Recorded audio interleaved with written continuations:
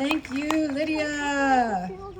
If you are wondering what kind of activist you are, you won't look like any of the people you see speaking today. You must be your own unique kind of activist. I'm very glad to introduce our next speaker. Julie Russell-Steuart comes to us from 2 hours south in Rhinebeck, Iowa. Julie is a printmaker, an art activist, and the chair of the Disability Caucus for the Iowa Democratic Party. Please give a warm welcome to Julie Russell-Steuart.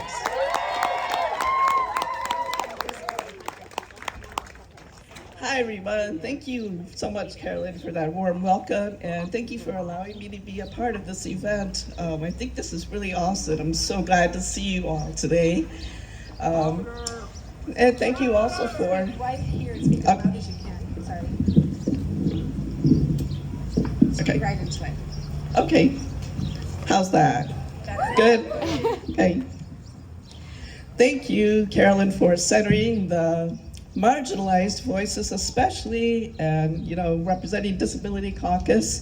That is something that, as chair, I've kind of had to do a big learning curve on. I am deaf with a small d, which means I wear hearing aids, and I kind of, get by with that. But I've learned so much from my caucus members over the last couple of years, and I'll be doing another 2 years as chair. So I'm really involved in trying to improve things in the state of Iowa for those with disabilities. I hope that you'll come away from this with a clear focus on how you can uplift us and how you're going to talk to everyone you know about the importance of voting to protect our freedoms. Yeah. For those of us that might not be seeing me, a visual description. I'm a white woman wearing glasses with long dark brown hair, shaved on the right side with hearing aids, and wearing jeans with black boots and a black shirt with the words, "We are the ones we've been waiting for."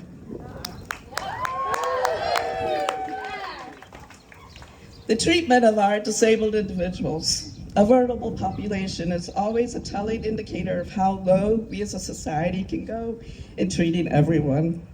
We saw that in our governor's complete disregard for students with disabilities and her mask mandate ban, which put them at risk for COVID and even halted education for some.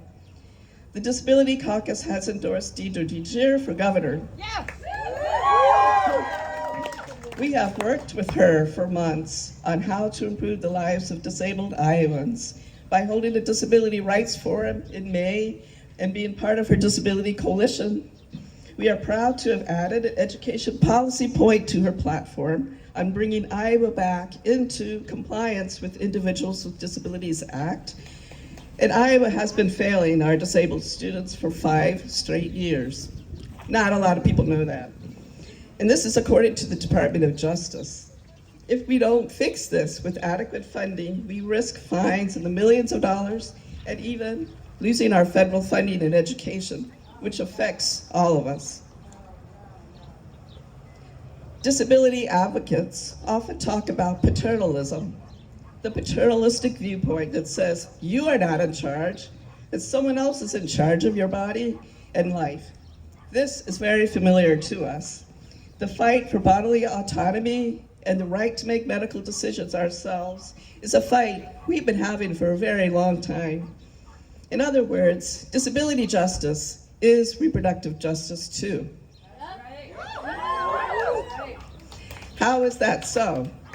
A woman activist I know who uses a wheelchair talks about the bias in doctors that won't let her make an appointment because she cannot transfer to the exam table on her own. She talks about doctors who wrongly assume that she needs no reproductive health care because she's a disabled person who uses a wheelchair. That's discrimination, not only that, but ableism. And if you don't know this already, disabled people do have sex and deserve reproductive health care. We all deserve to be treated as people able to live full lives. Unfortunately, many people would agree that a person with a developmental disability cannot be a parent or even handle taking birth control. So someone else decides that they don't get to. This is the paternalism and lack of adequate community supports and resources that people with disabilities face. Every one of us is worthy of power over ourselves and our bodies and our choices. Why should we consent to a patriarchal system of laws that has already devalued and subjugated entire communities of color, of indigenous, of disabled, by ending their ability to have children by forced sterilization, which is called eugenics? Why do they have the right to keep telling us what they think we should do with our bodies and our lives? It wasn't until 1974 that North Carolina's state forced sterilization program was stopped against people of color and disability. Unbelievable, right? Yeah. But it isn't, because it happened to refugees trapped in immigration customs enforcement camps in 2020. 2020, just 2 years. 2020. There are still laws in 31 states, including Iowa, that allow a judge to determine if a person with a disability can make medical decisions. So of course, someone else, like a guardian or a judge, gets to decide what happens to them. Do you know who Britney Spears is? Yes. That's paternalism again. Often it amounts to coercing sterilization as a form of contraception. A study by the National Survey of Family Growth found that 41% of Black disabled women used sterilization as a contraceptive method, compared with 28% of white disabled women. Black disability activists and others have been saying that we need to deal with how being multiply marginalized affects your access and quality of reproductive care, how being Indigenous, LGBTQIA+, Latinx, or Black, plus disabled, means multiple biases come crashing down on you. This needs to be acknowledged and addressed by our healthcare system and society as a whole.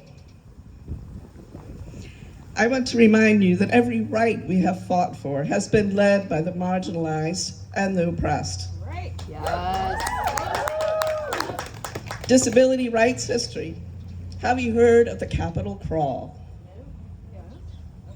In 1990, the ADA, the Americans with Disabilities Act, was passed, which recognized that access to education is a civil right for people with disabilities, access to employment opportunities, access to public buildings, businesses, transit, access to the right to vote by putting in place accommodations. By the way, we in Iowa are proud that Iowa Senator Tom Harkin wrote and co-sponsored this bill. But it wasn't easy to pass this legislation to begin to ensure our civil rights. In spring 1990, it was stalled in the House Committee on Public Works and Transportation. Our lawmakers were blocking it.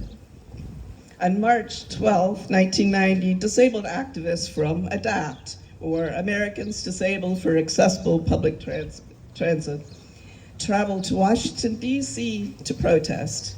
They performed a direct action. You being here today is a direct action.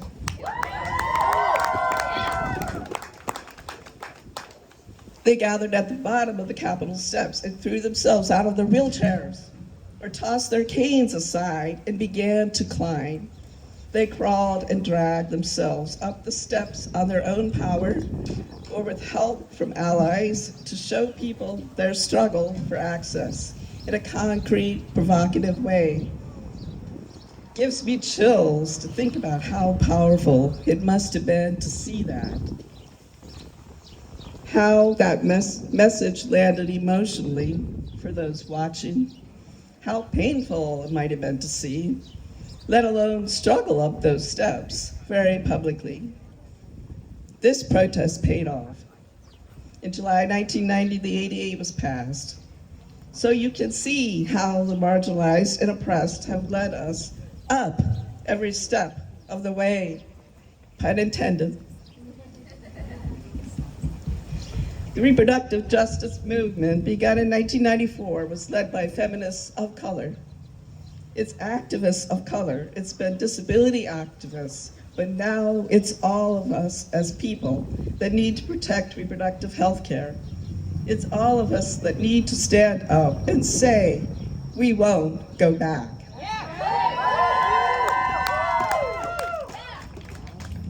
Our community is one of the most impacted by these harmful laws. People with disabilities are more likely to have medical reasons that they will need an abortion. We may not be physically able to carry a fetus to term.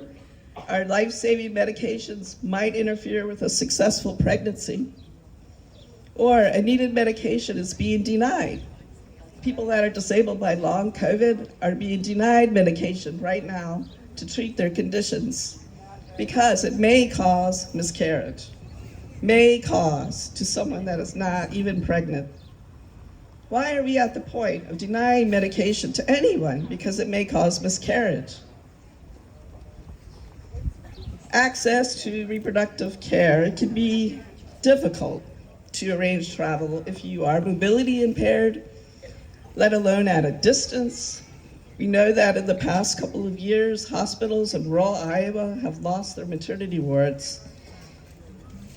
Forced poverty because of income limits, the tiny amount of disability benefits given can make abortion inaccessible, especially since Medicaid and Medicare, which many people with disabilities rely on for health care, cannot legally cover abortion except in some very rare limiting circumstances.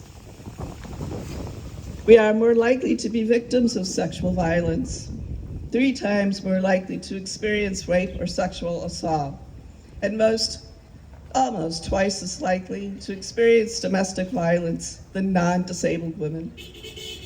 This is a level of trauma coming that is unacceptable. The warning signs are clear that our democracy and freedom is at stake in this election. Yeah. I'm going to be repeating something here. We do not consent. We do not consent. We do not consent. We do not consent. We do not consent to laws that are twisted and manipulated to maintain power over us. We did not make them. We can refuse to be bound by them. We do not consent, and we will not go back. Each person's situation is different, and there is no acceptable law except freedom to choose that fits them all. Is a terrible infringement on our bodily autonomy and will lead to deaths, murders, and suicides, and will destroy us from the inside. On the federal level, our legislators should get rid of the filibuster or change the rules to allow a simple majority or codify Roe without delay. We will row the vote only if every one of us does our utmost, if we talk to everyone we know about the importance of electing Decorah as our governor, who has the power to veto bills that come across her desk. If we elect Mike Franken for senator to represent us in Washington, if we elect Liz Mathis for Congress and Tim Nicander for House, join a phone bank or text bank for Canada. Do not let the opportunity to do what needs to be done pass by. Thank you. We are the majority. We can activate. We can elect those that agree with our fundamental rights, and we can show up and make our voices heard like you did today. I'm a disabled artist with a hearing loss, but I found my voice. You can too. I want you to give yourselves a big round of applause for showing up. Look around you. You are not alone. Together, we are more powerful than we could ever imagine. Please take that thought home with you to your communities and do not let up. Do not let them win. Do not consent.